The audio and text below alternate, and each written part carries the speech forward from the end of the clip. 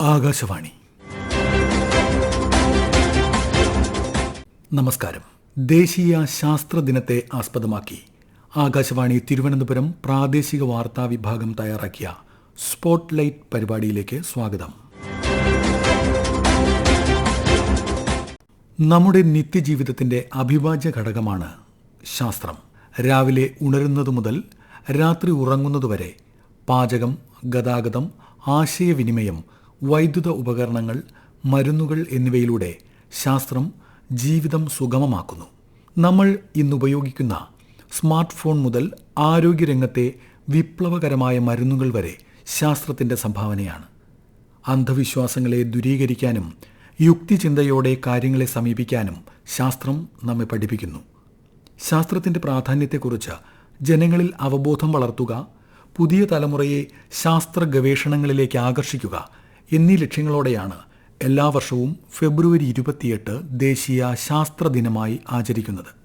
പ്രകാശകിരണങ്ങളുടെ വിസരണം സംബന്ധിച്ച പ്രധാന കണ്ടെത്തലായ രാമൻ പ്രഭാവം ലോകപ്രശസ്ത ഭൗതിക ശാസ്ത്രജ്ഞനും നൊബേൽ സമ്മാന ജേതാവുമായ ചന്ദ്രശേഖര വെങ്കിട്ടരാമൻ എന്ന CV രാമൻ 1928 ഫെബ്രുവരി 28 ലോകത്തിനു മുൻപാകെ അവതരിപ്പിച്ചതിൻ്റെ സ്മരണയ്ക്കായാണ് എല്ലാ വർഷവും ഫെബ്രുവരി 28 ദേശീയ ശാസ്ത്ര ദിനം ആചരിക്കുന്നത്.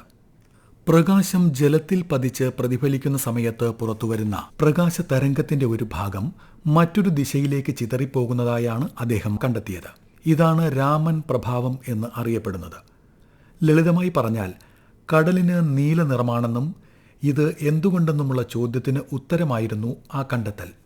1921 ലണ്ടനിൽ നിന്നുള്ള മടക്കയാത്രയിൽ മെഡിറ്ററേനിയൻ കടലിന്റെ കടും നീല നിറം അദ്ദേഹത്തെ ചിന്തിപ്പിച്ചു.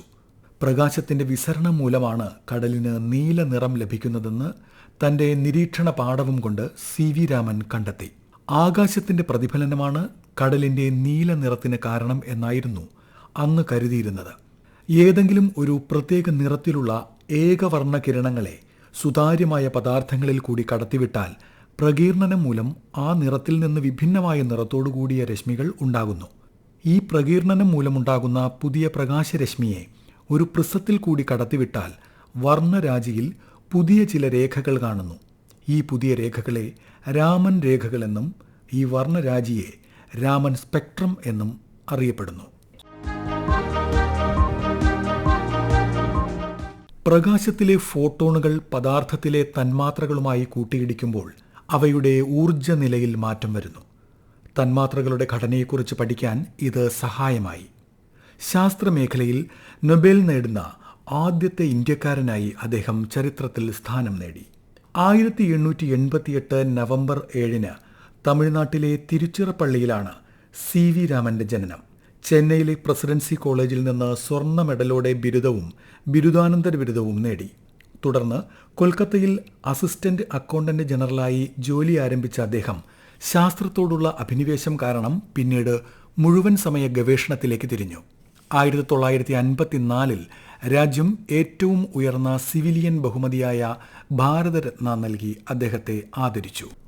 നമ്മുടെ രാജ്യത്തെ മുന്നോട്ട് നയിക്കുന്ന ഗവേഷണം, നൂതനാശയങ്ങൾ, ശാസ്ത്രീയ ജിജ്ഞാസ എന്നിവയുടെ കരുത്തിനെയാണ് ദേശീയ ശാസ്ത്ര ദിനത്തിൽ നാം ആഘോഷിക്കുന്നതെന്ന് പ്രധാനമന്ത്രി നരേന്ദ്രമോദി പറഞ്ഞു. നമ്മുടെ യുവാക്കളെ ശാക്തീകരിക്കാനും ഗവേഷണ ശൃംഖലകൾക്ക് കൂടുതൽ കരുത്തുപകരാനും ശാസ്ത്ര സാങ്കേതിക വിദ്യകൾ ദേശീയ വികസനത്തിനും ലോക നന്മയ്ക്കുമായി പ്രയോജനപ്പെടുത്താനുമുള്ള രാജ്യത്തിന്റെ ദൃഢനിശ്ചയം സമൂഹമാധ്യമത്തിൽ പങ്കുവച്ച വീഡിയോയിൽ പ്രധാനമന്ത്രി ആവർത്തിച്ചു. देश में इनोवेशन पर बल मिले, ज्ञान, विज्ञान, टेक्नोलॉजी, ये सारी बातें हमारे विकास यात्रा के सहज हिस्से बननी चाहिए और आप सबको विज्ञान के प्रति रुचि बढ़ाने के लिए आग्रह कर रहा हूं. ശാസ്ത്ര സമൂഹത്തിന്റെ നിരന്തര പരിശ്രമം രാജ്യത്തിന്റെ പാതയെ പ്രകാശിപ്പിക്കുന്നതായി കേന്ദ്ര ആഭ്യന്തരമന്ത്രി സമൂഹമാധ്യമത്തിൽ കുറിച്ചു. വികസിത ഭാരതത്തിന് ഉൽപ്രേരകമാകുന്ന ശാസ്ത്രരംഗത്തെ സ്ത്രീകൾ എന്നതാണ് ഈ വർഷത്തെ ദേശീയ ശാസ്ത്രദിന പ്രമേയം. സ്ത്രീ ഗവേഷകരുടെ പങ്ക് അംഗീകരിക്കുന്നതിനൊപ്പം വികസിത രാഷ്ട്രമായി മാറുക എന്ന രാജ്യത്തിന്റെ കാഴ്ചപ്പാടുമായി ശാസ്ത്ര പുരോഗതിയെ സമന്വയിപ്പിക്കുന്നതാണ് പ്രമേയം. ശാസ്ത്രമേഖലയിൽ സ്ത്രീകൾ വെറും പങ്കാളികൾ മാത്രമല്ല, വികസിത ഭാരതത്തിലേക്കുള്ള ഇന്ത്യയുടെ യാത്രയിൽ ഊർജ്ജമാണെന്ന് കേന്ദ്ര സഹമന്ത്രി ജിതേന്ദ്ര സിംഗ് പറഞ്ഞു. ന്യൂഡൽഹിയിലെ INSA ഓഡിറ്റോറിയത്തിൽ നടന്ന ദേശീയ ശാസ്ത്ര ദിനാഘോഷം അദ്ദേഹം ഉദ്ഘാടനം ചെയ്തു. ശാസ്ത്ര വളർച്ചയും രാജ്യവികസനവും അഭേദ്യമാണെന്നും ഇന്ത്യയുടെ വളർച്ച ത്വരിതപ്പെടുത്തുന്നതിന് സ്ത്രീകൾ ഉൾപ്പെടെ എല്ലാവരെയും ഉൾക്കൊള്ളുന്ന പങ്കാളിത്തം അനിവാര്യമാണെന്നും കേന്ദ്ര സഹമന്ത്രി അഭിപ്രായപ്പെട്ടു. A very fascinating scheme called Curie, which is particularly focusing on the women colleges, women universities. We already enrolled 11. And then the Curie has different components, artificial intelligence, etc. For overseas fellowships, women in STEM, that's another initiative. Of course, we have the Web also there, which is applicable to both males and females. Soon after, Prime Minister moved over to his new office in the Seva Tirth Bhavan. The first 3 files that he signed, one of them pertained to the 10,000 crore fund of funds for deep tech startups. You can understand how much is the priority on that pious occasion, a ceremonial occasion when the Prime Minister was to sign the first 3 files. That was one which was presented before him.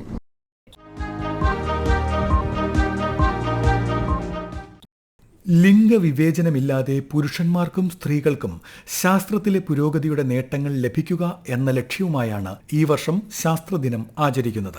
ലിംഗസമത്വം കൈവരിക്കുന്നതിനും സമഗ്രവും സുസ്ഥിരവുമായ വികസനം ഉറപ്പാക്കുന്നതിനും ശാസ്ത്രമേഖലയിൽ സ്ത്രീകളുടെ പങ്കാളിത്തം കൂടിയേ തീരൂ.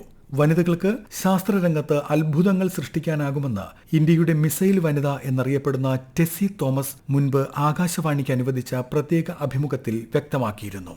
രാമൻ പ്രഭാവം ശാസ്ത്രരംഗത്ത് നൽകിയ സംഭാവനകൾ ചെറുതല്ല.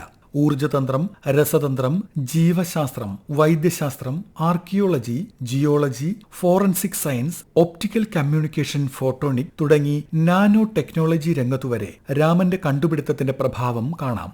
രോഗനിർണയത്തിനായുള്ള ഇമേജിംഗ് സാങ്കേതിക വിദ്യകളിൽ രാമൻ സ്പെക്ട്രോസ്കോപ്പി ഉപയോഗിക്കുന്നു. ഇത് ക്യാൻസർ പോലുള്ള രോഗങ്ങൾ നേരത്തെ കണ്ടെത്താൻ സഹായിക്കുന്നു. കുറ്റകൃത്യങ്ങൾ നടക്കുന്ന സ്ഥലങ്ങളിൽ മയക്കുമരുന്ന്, സ്ഫോടക വസ്തുക്കൾ എന്നിവ തിരിച്ചറിയാൻ ഇത് ഉപയോഗിക്കുന്നു. മരുന്നുകളുടെ ഗുണനിലവാരം ഉറപ്പാക്കാൻ രാമൻ ഇഫക്റ്റ് വഴി അവയുടെ രാസഘടന പരിശോധിക്കുന്നു. ഭക്ഷണത്തിലെ മായം കണ്ടെത്താനും പഴങ്ങളുടെയും പച്ചക്കറികളുടെയും ഗുണനിലവാരം പരിശോധിക്കാനും ധാതുക്കൾ, രത്നങ്ങളുടെ കൃത്രിമത്വം എന്നിവ തിരിച്ചറിയാനും ഇത് വ്യാപകമായി ഉപയോഗിക്കുന്നു. ഇന്ന് വിവിധ മേഖലകളിൽ വിദേശ ശക്തികളെ ആശ്രയിക്കാതെ സ്വന്തം മണ്ണിൽ ഗവേഷണങ്ങൾ കണ്ടെത്താൻ ഇന്ത്യക്ക് സാധിക്കുന്നുണ്ട്. ശാസ്ത്ര മുന്നേറ്റങ്ങളുടെ കാര്യത്തിൽ കേരളം രാജ്യത്തിനാകെ മാതൃകയാണ്. ശാസ്ത്രം പഠിക്കാൻ തയ്യാറാകുന്ന സമർത്ഥരായ വിദ്യാർത്ഥികൾക്കും ബിരുദാനന്തര വിദ്യാഭ്യാസത്തിൽ കഴിവ് തെളിയിക്കുന്ന യുവാക്കൾക്കും പ്രോത്സാഹനം നൽകാൻ സംസ്ഥാന സർക്കാരിന്റെ നേതൃത്വത്തിൽ നിരവധി പദ്ധതികൾ നടപ്പാക്കി വരുന്നു. കേരളത്തിലുടനീളം ബഹുമുഖമായ ശാസ്ത്ര പ്രവർത്തനങ്ങൾ ഏറ്റെടുത്തു നടത്തുന്ന ഒരു സ്വയംഭരണ സ്ഥാപനമാണ് കേരള ശാസ്ത്ര സാങ്കേതിക പരിസ്ഥിതി കൗൺസിൽ. ശാസ്ത്രമേഖലയിലെ ഗവേഷണത്തിന് ധനസഹായം ലോകത്തിലെ ഏറ്റവും പ്രമുഖനായ മലയാളി ശാസ്ത്രജ്ഞന് വർഷം തോറും നൽകുന്ന കേരള ശാസ്ത്ര പുരസ്കാരം ഉൾപ്പെടെ KSCSTE നൽകി വരുന്നു. ശാസ്ത്രമേഖലയിലെ വനിതാ പ്രാതിനിധ്യം ഉറപ്പാക്കാനും പദ്ധതികൾ ആവിഷ്കരിച്ചു വരുന്നു. കേരള ശാസ്ത്ര സാങ്കേതിക പരിസ്ഥിതി കൗൺസിലിൽ വനിതകൾക്കായുള്ള ശാസ്ത്ര പദ്ധതികൾ കൈകാര്യം ചെയ്യുന്ന ഡോക്ടർ ജയ ജേക്കബ് ആകാശവാണിയോട്, കേരളത്തിൽ ശാസ്ത്ര സാങ്കേതിക രംഗത്ത് വനിതകളുടെ പങ്കാളിത്തം ശക്തിപ്പെടുത്തുക എന്നത് കൗൺസിലിന്റെ പ്രധാന മുൻഗണനകളിലൊന്നാണ്. പഠനത്തിലും ഗവേഷണത്തിലും സംരംഭകത്വത്തിലും സ്ത്രീകൾ മുന്നോട്ട് വരേണ്ടത് കാലത്തിന്റെ ആവശ്യമാണ്. ഇതിനായി നിരവധി പദ്ധതികളാണ് കൗൺസിൽ നടപ്പിലാക്കുന്നത്. അതിൽ പ്രധാനപ്പെട്ടത് back to lab post doctoral fellowship for women എന്ന പദ്ധതിയാണ്. വ്യക്തിഗത കാരണങ്ങളാൽ ഗവേഷണ രംഗത്ത് ഇടവേള വന്ന വനിതകൾക്ക് സജീവ ഗവേഷണ ജീവിതത്തിലേക്ക് മടങ്ങി വരുവാൻ ഈ ഫെലോഷിപ്പ് സഹായിക്കുന്നു. VSTEM പദ്ധതി പട്ടികജാതി പട്ടികവർഗ വനിതകളെ STEM മേഖലയിൽ സംരംഭകത്വത്തിലേക്ക് പ്രോത്സാഹിപ്പിക്കുന്നതാണ്. കൂടാതെ പ്രതിഭ സ്കോളർഷിപ്പ് എന്ന പദ്ധതിയിലൂടെ പ്രമുഖ സ്ഥാപനങ്ങളിൽ ബിരുദാനന്തര പഠനത്തിന് സാമ്പത്തിക സഹായം നൽകി വരുന്നു. വിദ്യാഭ്യാസത്തിലൂടെ ശാക്തീകരണം ഉറപ്പാക്കുകയാണ് ഇതിന്റെ ഉദ്ദേശം. സ്ത്രീകളുടെ ശാസ്ത്ര പങ്കാളിത്തം ആഘോഷിക്കുന്നതിനായി കഴിഞ്ഞ വർഷം മുതൽ കൗൺസിൽ വനിതാ ദിനാഘോഷങ്ങളും സംഘടിപ്പിച്ചു വരുന്നു. സ്ത്രീകൾ ശാസ്ത്രത്തിൽ മുന്നേറുന്നത് സമൂഹത്തിന്റെ സമഗ്ര പുരോഗതിക്ക് അനിവാര്യമാണ്. അതിനാൽ വിമൻ ഇൻ സയൻസ് എന്നതൊരു പദ്ധതി മാത്രമല്ല, ഒരു ദർശനം കൂടിയാണ്. കൂടുതൽ വനിതകൾ ഈ അവസരങ്ങൾ പ്രയോജനപ്പെടുത്തി ശാസ്ത്രരംഗത്ത് ആത്മവിശ്വാസത്തോടെ മുന്നേറട്ടെ എന്നതാണ് കേരള ശാസ്ത്ര സാങ്കേതിക പരിസ്ഥിതി കൗൺസിലിന്റെ ഉദ്ദേശം. ശാസ്ത്രത്തിന്റെ നേട്ടങ്ങളും ഗുണഗണങ്ങളുമൊക്കെ മുമ്പെങ്ങുമില്ലാത്ത തരത്തിൽ ലോകം ആവശ്യപ്പെടുന്ന കാലമാണിപ്പോൾ. പ്രബന്ധങ്ങളിൽ ഉറങ്ങുന്ന കണ്ടുപിടുത്തങ്ങൾക്കപ്പുറം യഥാർത്ഥ ഗുണഭോക്താക്കളെ തേടി പിടിക്കുമ്പോഴാണ് ഏതൊരു ശാസ്ത്ര നേട്ടവും അതിന്റെ യഥാർത്ഥ ലക്ഷ്യം കൈവരിക്കുന്നത്.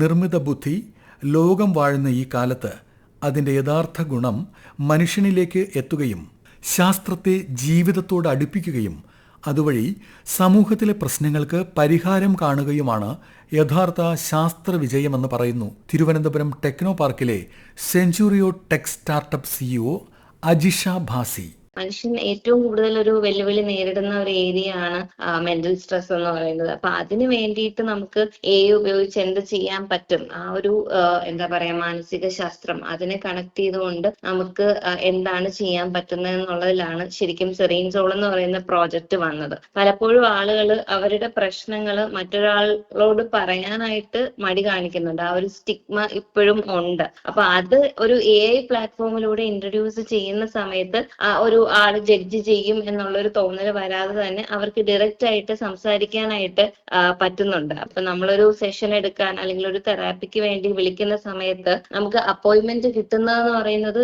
ഏറ്റവും അടുത്ത് കിട്ടേണ്ട സമയത്ത് നമുക്ക് 1 മാസം കഴിഞ്ഞുള്ള ഗ്യാപ്പിലൊക്കെയാണ്. ഇപ്പം ഇന്ത്യയിൽ തന്നെ ഒരു കണക്ക് എടുത്തു കഴിഞ്ഞാൽ ഒരു 0.75 സൈക്യാട്രിസ്റ്റ് ആണ് 100,000 ആൾക്കാർക്കുള്ളത്. പക്ഷെ WHO എപ്പോഴും റെക്കമെൻഡ് ചെയ്യുന്നത് ഒരു 3 പേര് 1 lakh ആൾക്കാർക്ക് വേണമെന്നുള്ളൊരു കണക്കാണ്. അപ്പൊ അത്തരത്തിലൊക്കെ നോക്കുമ്പോൾ AI വെച്ചിട്ട് നമുക്ക് എങ്ങനെ ഹെൽപ്പ് ചെയ്യാൻ പറ്റും എന്നുള്ളതാണ് സെറീൻ സോൾ കാഴ്ചവെക്കുന്നത്. ഞങ്ങൾ ഫോക്കസ് ചെയ്യുന്നത് ഒരു പ്രിവെന്റീവ് കെയർ അപ്രോച്ച് ആണ്.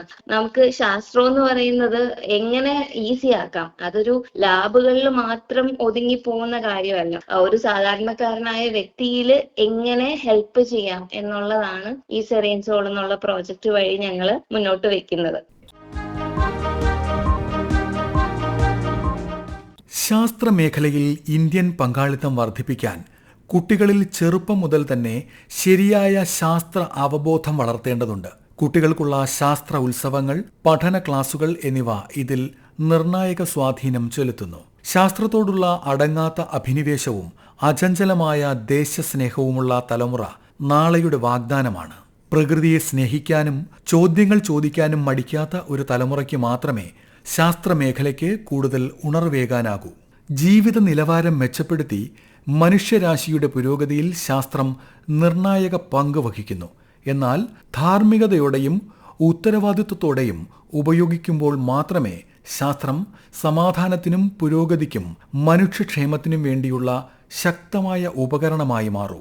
ശാസ്ത്ര സാങ്കേതിക രംഗം പുരോഗതിയിലേക്ക് കുതിക്കുമ്പോൾ മാനവികതയും മതനിരപേക്ഷതയും അതിനൊപ്പം ശക്തി പ്രാപിക്കേണ്ടതുണ്ട്. ബുദ്ധിയും ഹൃദയവും ഒരുപോലെ വളരുമ്പോൾ മാത്രമേ ശാസ്ത്രം സമൂഹ നന്മയ്ക്ക് ഉതകുന്നതാകൂ. ദേശീയ ശാസ്ത്ര ദിനത്തെ ആസ്പദമാക്കി ആകാശവാണി തിരുവനന്തപുരം പ്രാദേശിക വാർത്താ വിഭാഗം തയ്യാറാക്കിയ സ്പോട്ട്ലൈറ്റ് പരിപാടി ഇവിടെ പൂർണ്ണമാകുന്നു. ഏകോപനം ലെമി ജി നായർ. തയ്യാറാക്കിയത് കൃഷ്ണ പ്രകൃതി. അവതരണം വിജേഷ്.